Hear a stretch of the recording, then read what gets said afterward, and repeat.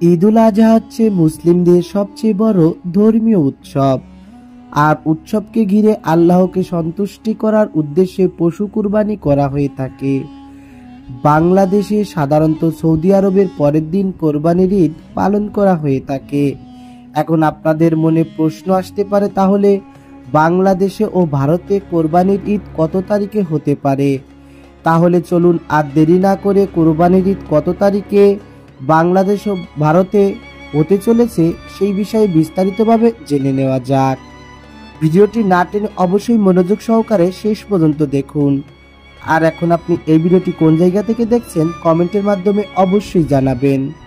তার আগে আপনি যদি আমাদের চ্যানেলে নতুন হয়ে থাকেন তাহলে আমাদের চ্যানেলটি সাবস্ক্রাইব করুন এবং সর্বপ্রথম আমাদের ভিডিওগুলো পেতে পাশে থাকা বেল আইকনটি ক্লিক করুন। ঈদুল ফিতরের পর ঈদুল আজহা মুসলিমদের আরেক ধর্মীয় উৎসবের দিন, যা কুরবানির ঈদ নামে পরিচিত। এই ঈদের সম্ভাব্য তারিখ জানিয়েছে আরব আমিরাতের আমিরাত জ্যোতির্বিদ্যা সোসাইটি।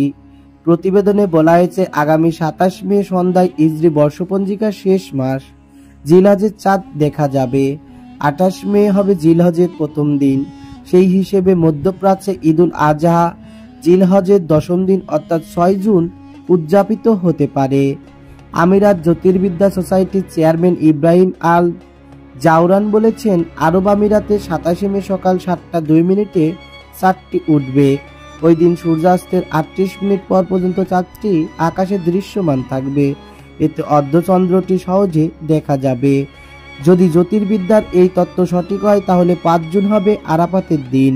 এটি পবিত্র হজের সবচেয়ে গুরুত্বপূর্ণ দিন।